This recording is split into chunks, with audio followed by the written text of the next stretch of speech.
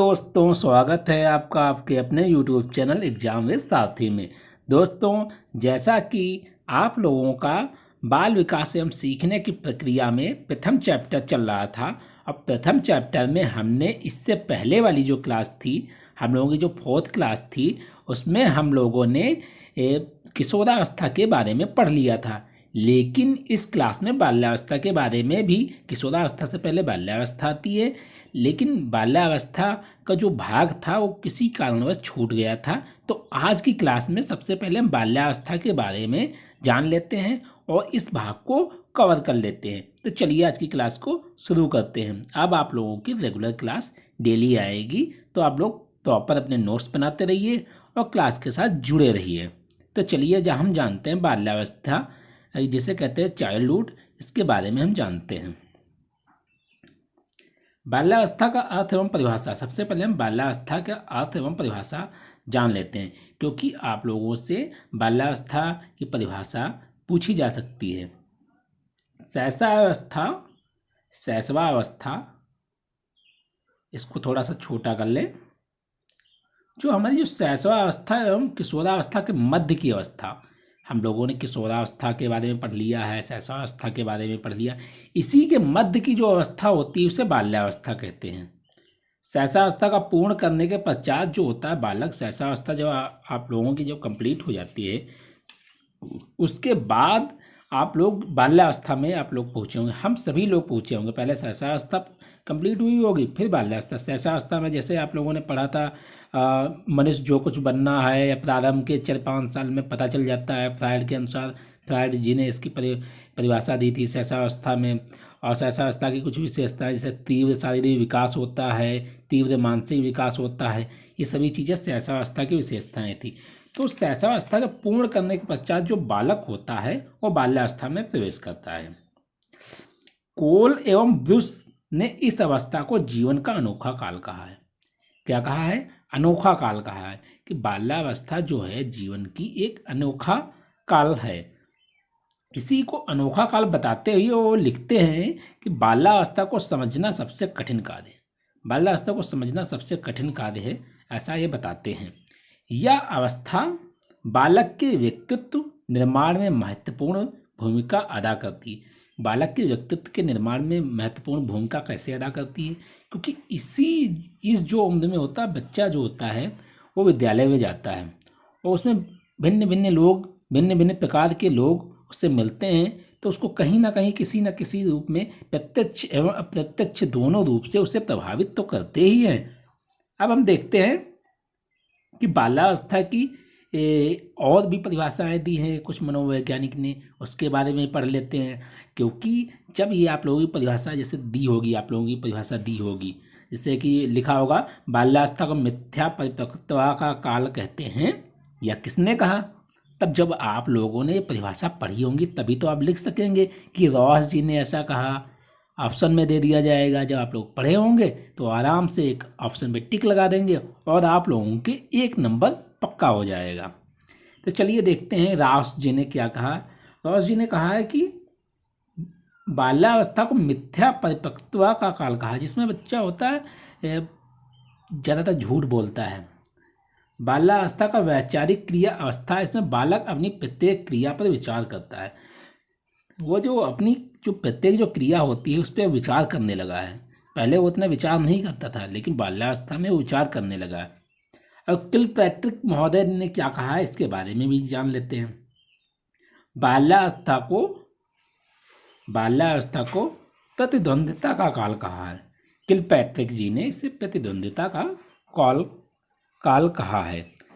अब हम देखते हैं कि बाल्यावस्था की कुछ विशेषताएं हैं। जैसे कि शैशवावस्था में आप लोगों ने विशेषताएं पढ़ी कि जो होता है बच्चे का मानसिक विकास तीव्र गति से होता है, शारीरिक विकास तीव्र गति से होता है, कल्पनाशीलता होती है। ये सभी चीज़ें आप लोगों ने शैशवावस्था की विशेषताओं में पढ़ा। अब हम बाल्यावस्था की विशेषताओं में भी पढ़ लेते हैं कि भाई बच्चे का कैसा विकास होता है, बच्चे के क्या अंदर गुण होते हैं। ये सब चीज़ें आप जानना अति आवश्यक है। तो चलिए हम देखते हैं।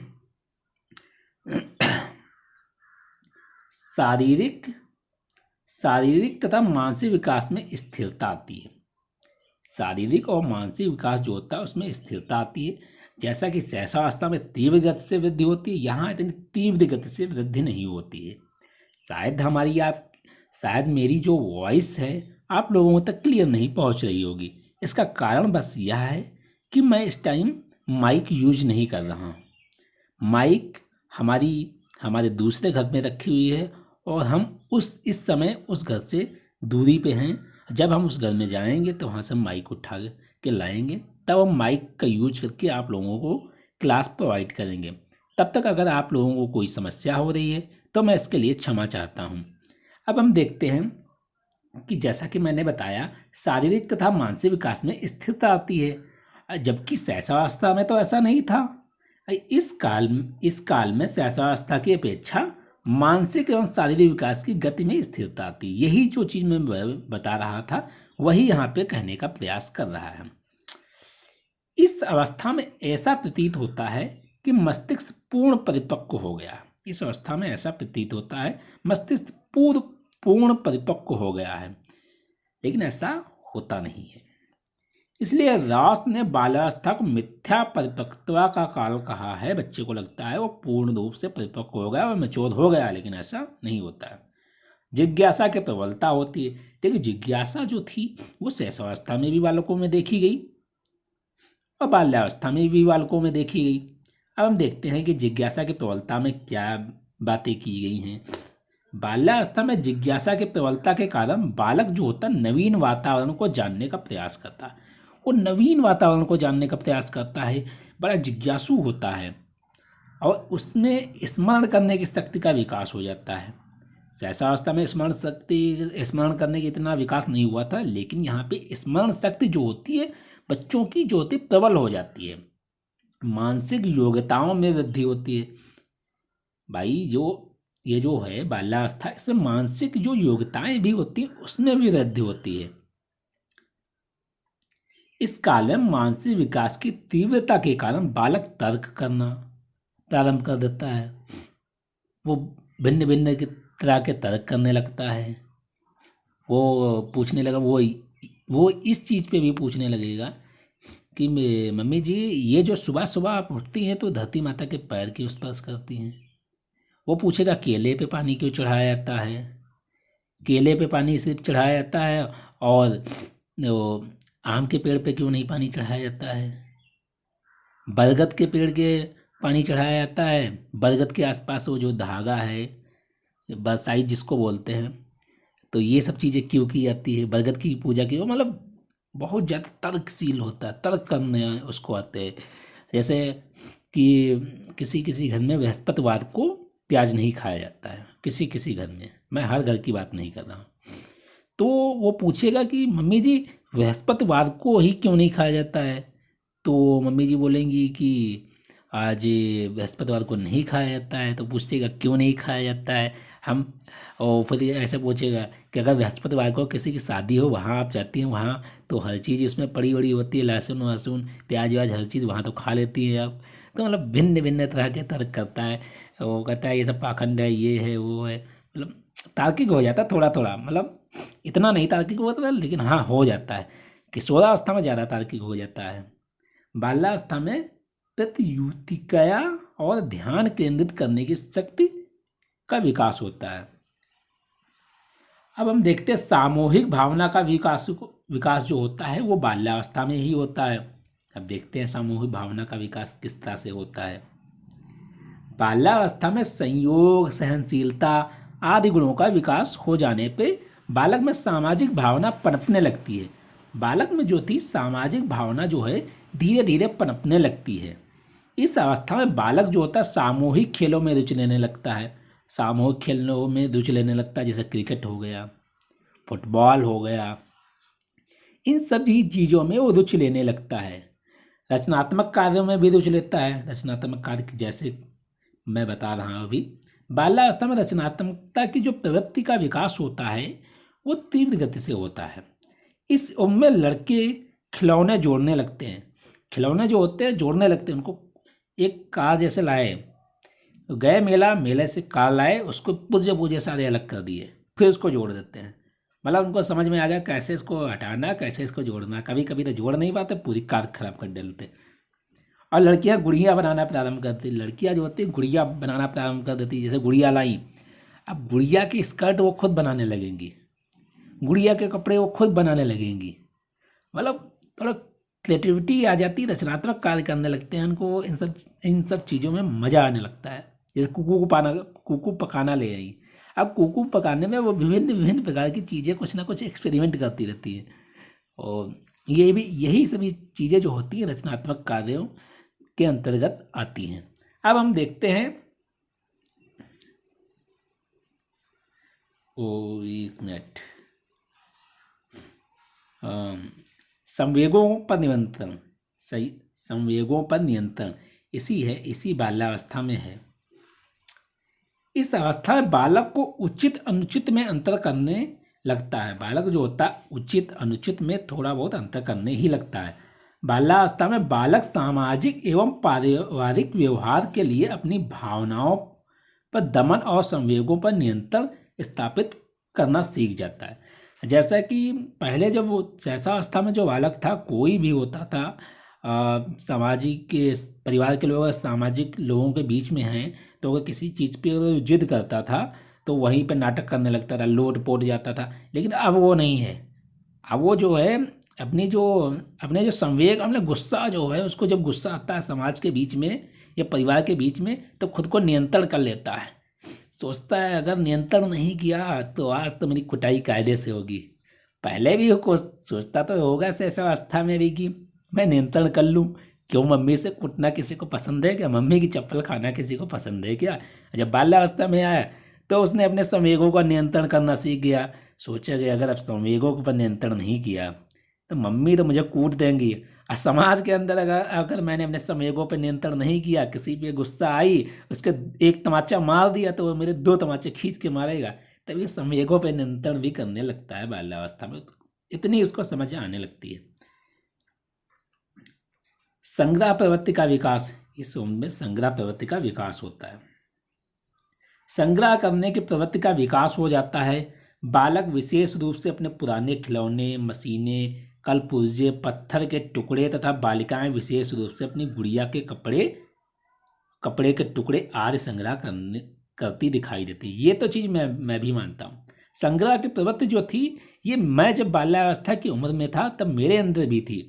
आप लोगों ने चुंगले खाए होंगे, जो आप लोग मेला वेला में जाते थे, वो शायद 1 रुपए का एक मिलता था, उसमें भगवान जी की फ़ोटो होती थी छोटी सी। अब वो जो फ़ोटो थी, वो मेरे स्कूल में और भी जो मेरे साथी थे, वो भी ऐसे गए होंगे मेला वेला, तो उसकी फ़ोटो जो थी वो कलेक्ट कर लेते थे। और वो फ़ोटो मुझको बहुत ज़्यादा पसंद थी, मैं फ़ोटो बहुत सारी कलेक्ट करता था भगवान जी की, जो छोटी छोटी होती थी। तो उनको 1-2 रुपये दे के उनसे 1 रुपये में, मुझे आज भी याद है, मैं 1 रुपये उनको देता था, वो 4 फोटो मुझको छोटे छोटे देते थे भगवान जी के, जो क्या चुंगले उंगले में आप लोगों को तो ध्यान ही होगा। अब शायद ऐसा नहीं, अब तो चुंगले मिलते भी नहीं हैं मेले वेले में, पता नहीं मिलते होंगे कि नहीं मिलते होंगे। लेकिन जो छोटे छोटे मेले होते हैं वहाँ ऐसा होता देखा होगा आप लोगों। और या फिर कभी शॉप पे जाते थे तो वहाँ इनाम खींचते थे, तो इनाम जब खाली निकल जाता था तो उसमें एक फ़ोटो काट के दे देते थे शॉप वाले। तो ये सभी चीज़ें जो थी, मुझे भी संग्रह करने की बहुत ज़्यादा, आज भी मेरे जो मेले में जो मैं जाता था, तो जो कारें जो थी, जो 5-5 रुपए की कार, 10-10 रुपए की कार, 20-20 रुपए की, आज भी मेरा एक बक्सा मैंने बना के रखा था, छोटा सा बक्सा, उसमें सारे खिलौने मैंने अपने रखे थे। आज भी मेरे घर में वो खिलौने रखे हुए हैं, और वो खिलौने हो गए हैं 10-12 साल पुराने। तो संग्रह की प्रवृत्ति तो होती है। अब पैसे भी संग्रह करने की मेरे अंदर प्रवृत्ति थी कि बहुत से बच्चों में होती है। मैं पैसे जोड़ने लगा था कि उसी उम्र में मेरे पास काफ़ी पैसे हो गए थे, और वो पैसे जो थे जब कोई काम होता था तो मम्मी उसी में से पैसे ले लेती थी। मेरे भैया सारे के सारे पैसे गिने होते थे। मैं क्या, फिर शुरू हो जाता था मैं रोना धोना स्टार्ट कि मेरे पैसे गए, मेरे पैसे गए। फिर धीरे धीरे मुझे फिर उसमें पैसे, अगर मेरे एक भी पैसा उसमें से गायब हुआ तो वो पैसा बहुत जल्दी जो भी लेता था तुरंत रख देता था, जानता था ये वो रोने लगेगा। तो संग्रह की प्रवृत्ति होती है। और संग्रह की हुई चीज़ें, जब कोई उसकी संग्रह की हुई चीज़ें गायब करता है या फिर टच करता है तो उसको बहुत ज़्यादा बेकार लगता है। जाहिर सी बात उसको बेकार लगेगा, और उसी कोई भी चीज़ अगर कोई उठा ले जाए और या फिर कुछ चुरा ले जाए तो उसको बहुत बेकार लगता है। मुझे को आज भी याद है, मुझे जो जैसे मुझे नेचर से मैं बचपन से ही जुड़ा हुआ हूँ। तो ऐसा था कि मैं जैसे एक बार मैंने मनी प्लांट का पेड़ लाया, और मनी प्लांट का पेड़ अपने जो बालकनी थी, बालकनी नहीं कह सकते हैं, जो गार्डन एक छोटा सा बना रखा, उसमें मैंने लगाया। तो पड़ोस के एक बच्चे ने मेरा वो पेड़ चुरा के ले गया। मैं भैया पूरा दिन खाना नहीं खाया, मैं पूरा दिन रोया। मेरी मम्मी उसके घर पे गई और वो पेड़ लेके आई। तो ये चीज़ जो है, मैं आज आप लोगों को जो पढ़ा रहा हूँ बाल्यावस्था के बारे में, तो ये सब चीज़ें मेरे भी माइंड में घूम रही हैं कि हाँ, ऐसा तो मैं भी करता था बाल्यावस्था में, है कि नहीं? आप लोग भी करते होंगे, सोच के देखिए। अब हम देखते हैं बाल विकास के आधार एवं उसको प्रभावित करने वाले कारक। जो बाल विकास के आधार एवं उसको प्रभावित करने वाले जो कारक हैं, उसको हम देख लेते हैं। एक मिनट। बाल विकास को प्रभावित करने वाले बहुत से सारे कारक होते हैं, जैसे कि वंशानुक्रम हो जाता है, ठीक, और दूसरा हो जाता है वातावरण। ये सभी चीज़ें जो होती बालक को प्रत्यक्ष प्रत्यक्ष रूप दोनों प्रकार से प्रभावित करती हैं। और वंशानुक्रम, जैसे कभी कभी आप लोगों ने देखा होगा कि अगर किसी के बीमारी कोई है, अगर किसी जैसे कि किसी के बेटे में कोई बीमारी है, जब मतलब उसने जन्म लिया, तो 100% ज़्यादा 100% हो सकता है कि उसके माता पिता में भी वो बीमारी हो। मतलब अगर किसी का बच्चा क्या कहते हैं उसको, एड्स का एग्जाम्पल ले लेते हैं। अगर किसी के माता या पिता में एड्स के जैसे गुण हुई, मतलब एड्स के गुण कह रहा हूँ, एड्स की जैसी बीमारी अगर किसी के माता पिता के में अगर हुई, तो वही जो लक्षण हैं, वही जो उसका जो पुत्र होगा उसमें भी वो लक्षण दिखाई देंगे। तो यही है वंशानुक्रम। अब वंशानुक्रम के बारे में जान लेते हैं। वंशानुक्रम का अर्थ है समान के समान, अर्थात जैसे माता पिता होते हैं उनकी संतान भी वैसी होती है। वंशानुक्रम के कुछ मुख्य परिभाषा हैं जिनसे वंशानुक्रम का अर्थ अधिक स्पष्ट हो जाएगा। तो चलिए वो परिभाषाएं भी देख लेते हैं। बी.एन. झा के अनुसार वंशानुक्रम व्यक्ति की जन्मजात विशेषताएं होती है। जो वंशानुक्रम है ये व्यक्ति की जन्मजात विशेषता होती है। जो बच्चा होता है ये जन्मजात विशेषताएं लेकर ही पैदा होता है। ये जो विशेषताएं होती है उसको अपने माता पिता के द्वारा ही प्राप्त होती हैं। J.A. थॉमसन के अनुसार वंशानुक्रम क्रमबद्ध पीढ़ियों के बीच उत्पत्ति संबंधित संबंध के लिए सुविधाजनक शब्द है। मतलब जो उनकी पीढ़ियों में जो भी परिवर्तन हुई है वो बच्चों में भी दिखाई देते हैं। पीढ़ी दर पीढ़ी जो परिवर्तन हुई है, ये परिवर्तन एकदम नहीं हो, ये परिवर्तन धीरे धीरे पीढ़ी दर पीढ़ी होते हैं, और फिर एकदम ये बिल्कुल सामने नजर आते हैं। ये होते धीरे धीरे ही है, एकदम नहीं हो जाता कोई चीज़। अगर किसी के अंदर कुछ अन्य लक्षण आ गए हैं, अगर कोई पीढ़ी है उसमें एकदम दूसरी पीढ़ी में अन्य लक्षण आ गए, तो वो लक्षण उसके पूर्वजों में धीरे धीरे वो चीज़ें हो रही होंगी, तभी आज स्पष्ट दिखाई पड़े हैं वो लक्षण। इसे ही वंशानुक्रम कहते हैं। H.A. पेटरसन के अनुसार वंशानुक्रम को इस प्रकार परिभाषित किया जा सकता है कि व्यक्ति अपने माता पिता के माध्यम से पूर्वजों के जो भी गुण प्राप्त करता वही वंशानुक्रम होता है। जो अपने माता पिता के गुण प्राप्त करता है, अपने पूर्वजों के कुछ गुण प्राप्त करता है, ये सभी वंशानुक्रम के अंतर्गत आते हैं। कभी कभी आप लोगों ने देखा होगा, जब कोई बच्चा जन्म लेता है तो उसमें जो गुण होते हैं, किसी के कहते हैं इसकी नाक जो है इसके बाबा पे गई है, कोई कहता है इसकी नाक इसके नाना पे गई है, कोई कहता है इसके कान जो है इसकी दादी पे गए हैं, कोई कहता है इसकी आँख जो है इसके मामा पे गई है। अब ये जब उसके अंदर जो विशेषताएं जो हैं बालक के अंदर, ये पीढ़ी दर पीढ़ी, या मम्मी के साइड से किसी, मतलब मम्मी के साइड में अगर किसी के ऐसी नाक होगी, ऐसे कान होंगे, तो उस बच्चे के में वैसे कान वैसे नाक हो जाते हैं। कभी कभी लगता कहता माता पिता पे तो गया नहीं बच्चा, तो बच्चा गया किस पे? तो बच्चा वो गया होगा पीढ़ी में, अगर कोई ऐसा ही होगा तो किसी ना किसी से उसके जब बच्चा बिल्कुल विपरीत मतलब पैदा होता, अपने माता पिता से बिल्कुल अलग दिखता है, तो कोई ना कोई उसकी पीढ़ी में ऐसा ही पैदा हुआ होगा। इसी प्रकार से उसके कान होंगे, इसी प्रकार से नाक होंगी, तभी मतलब किसी के कान होंगे किसी के नाक होंगे, ये सभी चीज़ें होती हैं। ये वंशानुक्रम के माध्यम से ही ये सब चीज़ें होती रहती हैं। अब हम देखते हैं वंशानुक्रम की प्रक्रिया के बारे में भी देख लेते हैं। चलिए शुरू करते हैं वंशानुक्रम की प्रक्रिया, प्रोसेस ऑफ हेरिडिटी। वंशानुक्रम की प्रक्रिया जो है हम अगली क्लास में इसके बारे में डिस्कस करेंगे। तो आज की क्लास हम यहीं पे हम समाप्त करते हैं। मिलते हैं आप लोगों से अगली क्लास में। तब तक आप इस क्लास को अच्छे से देखिए, इसके नोट्स अच्छे से बनाइए और अपने अन्य साथियों तक यह क्लास भेजिए और चैनल को इस वीडियो को लाइक कीजिए, चैनल को सब्सक्राइब कीजिए और हमारे टेलीग्राम चैनल से भी जुड़ जाइए, क्योंकि मैं वहाँ पे बताता रहता हूँ कि कब मैं अपनी क्लास इस यूट्यूब चैनल पे डालूँगा। ये सभी चीज़ें वहाँ पे जानकारी में छोटी छोटी जो इन्फॉर्मेशन आती हैं वो सभी चीज़ें मैं वहाँ अपने चैनल पे डालता रहता हूँ।